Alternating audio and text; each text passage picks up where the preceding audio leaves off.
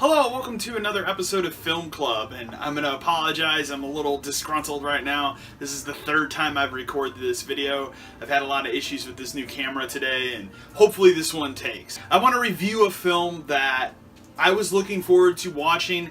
Trailered earlier this spring, it came out during the summer, and it's one of those movies that I wish I would have gone and seen in theaters. However, now that I've seen it, I'm glad I didn't. And it's one of those movies that people have been talking about. Like, the audience reviews for it are awful, but the critical reviews for it are great. And that's why I wanted to see it, because I always love watching movies that the audience and the critics are divided on. This movie is the 2017 horror movie, and I use the term horror loosely. It Comes at Night. This movie, it's not the worst movie I've seen this year. Cough, cough, A Cure for Wellness is a garbage fire of a movie. But it's not a very good movie either. The problem with horror movies like this are, movies like this, when they make them, you got somebody who wants to make something that's artsy, and they also want to make a horror flick. And they try to merge these two things together, and sometimes they work. You think of older movies from the 70s and 80s that tried to do this. I'm going to butcher the name of it, but Suspiria, I probably said that wrong. That's a good example of this kind of genre. It Comes at Night is what we consider a bad version of outing for this idea. So it's a bad movie. Now, the film stars Joel Edgerton. I don't remember his character's name, so I'm going to say right now, I'm going to refer to him as Joel Edgerton throughout this entire review. He is a father that is trapped in a post-apocalyptic setting where a virus has broken out, and the virus has wiped out a lot of humanity. Now, they never actually state where this film takes place, but I'm assuming it's America. The film opens with he, his wife, and his son are saying goodbye to their grandpa because their grandpa has come down with this illness, and then they take him out back in a wheelbarrow, they throw a pillow over his face and shoot him, and then burn his body because this virus, they don't want to be infected. This is after they put on, special suits and masks and stuff. It's a very effective opening for a movie. Unfortunately, it does nothing with it. So, the film is about them. They live in this house. This house is completely boarded up and everything, except there is one part of the house, which is this red door. And the red door is the only entrance to in and out of this house. They lock it at night, and they state very early on, and this is a ground rule in this movie, we don't go out at night. The problem with calling a movie It Comes at Night is very simple. If you're going to call a movie It Comes at Night and you're going to set it in the horror genre, something needs to happen at night. Nothing happens at night in this movie. Now I get it. It's a play on words. You're supposed to understand at the end of the movie, it's the feeling of pain and suffering that comes to them at night. I get it, but it's lousy for making a horror film and not doing anything with the premise of the film being called It Comes at Night. So that's the first strike against this movie. Now, they kind of set the ground rules of they don't go out at night, and they're kind of doing their little bit of scavenging and all that kind of stuff during the day. The kid's having all sorts of wacky dreams. Now, he's an older teenager, and he has all these wacky dreams, and these are the only actual, scary pop-out-of-your-seat moments in this movie. Nothing actually scary really happens during the rest of the movie. It's more about the human drama. Think kind of like Walking Dead. I'm wearing a Walking Dead shirt right now. Ha ha ha. The problem is nothing of consequence happens in this movie. So they explain all these ground rules. They do all this stuff. They explain the red door is the only door in this house they go in and out of, and they lock it at night.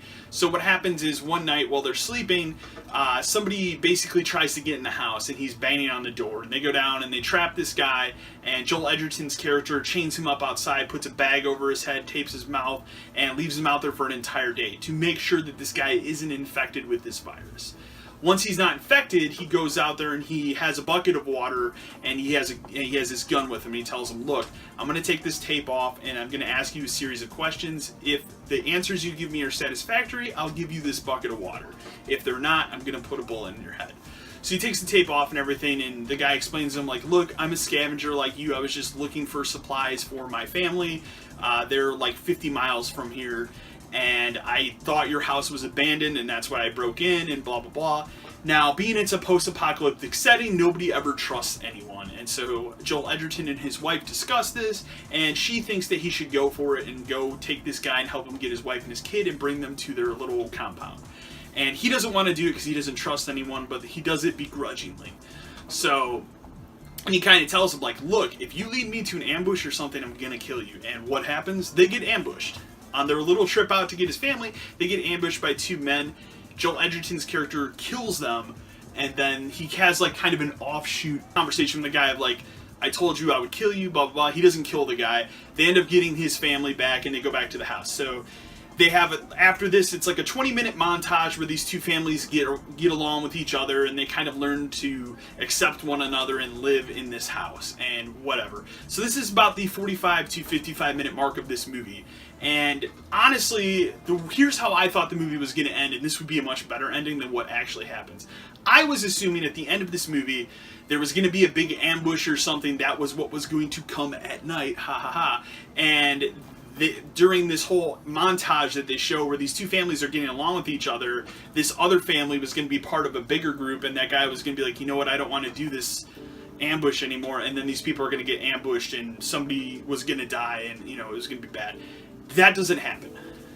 The reality of the situation, what happens here is in the middle of the night, after the Joel Edgerton's son has another wacky dream, he wakes up and goes downstairs because he hears a weird noise, and the red door is just flopping wide open, and the other family's 3-year-old kid is just sitting in this room between the red door and the door to get outside. So he goes, he takes the kid, he asks the kid, like, what are you doing in here? The kid's like, I don't know, and he brings it back to his dad. He then goes to Joel Edgerton and tells him, like, hey, look, I went in this room and the door was wide open. I don't know how it got open, so something crazy's going on. So this puts the two families at tension throughout the rest of the movie, and Joel Edgerton says, hey, look, we need to separate each other. We need to separate from each other, our both families, and kind of just be apart for a couple days in this house and let the tension die down. Now, during this period, there's one part of this movie I should go back and rephrase. Well, they have the montage of these two families getting along. There is a dog in the movie that the Joel Edgerton's family owns. So they're outside and they're chopping up wood and stuff. And the dog starts barking at something in the woods. And then, you know, at this point, this is when I sit up in my chair and I'm like, ooh, something good's gonna happen. They're gonna show something. This dog runs off in the middle of the woods after barking at something, and it just stops barking. And they kind of look at each other, and the one kid runs off looking for the dog, and then Joel Edgerton freaks out and is like, I told you, you can't go further. Dog will know how to get back home, blah, blah, blah, all that. Dog shows up at the house the next night, and the dog's, like, dead. Like, it's looks like it's been scratched to hell, and it's going to die, and they have to dispose of it and all that. They don't do anything with that, and that was one of the biggest disappointments of the movie, is they literally killed this dog and put it through all this suffering for no reason. I was expecting, oh, there's going to be some monster, there's going to be some weird thing that lives in the woods. Nothing comes of that. They just put the dog in the ground, and that's the end of it. And that's strike two in this movie. They did nothing with that premise. So tensions are high between these two families, and the other family the dad decides, I want to get out of here. I don't like what's going on here. We're going to leave. Joel Edgerton puts on his little gas mask, goes to talk to the family, and the dad from the other family had sneaked a gun from the other family, and he holds him up at gunpoint and brings him into the room, and he's like, look, my family's going to leave. Joel Edgerton's like, I don't want you to leave. We can't let you leave, you know, because you might lead somebody else here, blah, blah, blah. All this, you know, bullshit is going on and everything. Basically, through this, he tells Joel Edgerton, take off your mask. No one's sick here. This family, somebody is sick in this family, and that's what you kind of figure out right now. It's pretty much determined it's the kid, but one of these three people has contracted this illness. So Joel Edgerton begrudgingly takes off the mask, and then his wife comes in, who also has a gun, and there's like an interplay where they go outside and everything, and then this guy starts beating the shit out of Joel Edgerton, and the wife finally ends up shooting that guy, and then his wife and son freak out, and they start running in the woods. Joel Edgerton regains consciousness. He shoots a round, it strikes and kills the 3-year-old kid. You don't actually see the bullet hit it, but you get the point, and then that wife basically screams, what have you done, you son of a bitch? You've killed my husband, you've killed my kid, just kill me. And he does. So the end of this movie is Joel Edgerton's kid is sick in bed, he has this disease, he dies, and then the wife and Joel Edgerton and his wife sit at their kitchen table looking at each other, and they're both clearly infected in silence. And that's how the movie ends. And that's it. It comes at night. Man, this movie sucks. 2 thumbs down.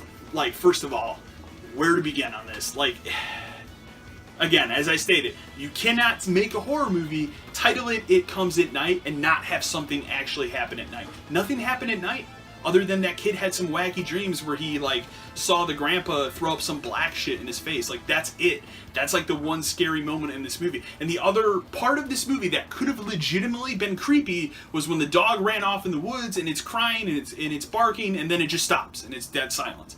I wanted more from that, not just the dog to show up on their doorstep dead and that was the end. And they did nothing with it. So 2 thumbs way down for It Comes at Night. Unfortunately, I think Joel Edgerton's a pretty solid actor. He's trapped in a really shitty movie. And this is a bad movie. It's one of the worst movies I've seen in 2017. Not the worst, but one of the worst movies I've seen. So do not watch it. 2 thumbs way down. It's not worth your time. There's no redeeming qualities at the end of it, and it's, you know, it tries to be edgy with the killing of that kid. I didn't feel it was edgy. It just kind of came off as, oh, that's where we're going at the end of this. So I get the point of this movie, but I just didn't like it. And again, horror is my favorite genre of film, and I felt they did a really shitty job with this movie. So don't watch it. It's not worth your time. It's not worth your money. Watch something else. Better movies have come out this year, for sure. Anyways, guys, hope you enjoyed this video. Remember to like, share, and subscribe to the channel. And as always, until next time.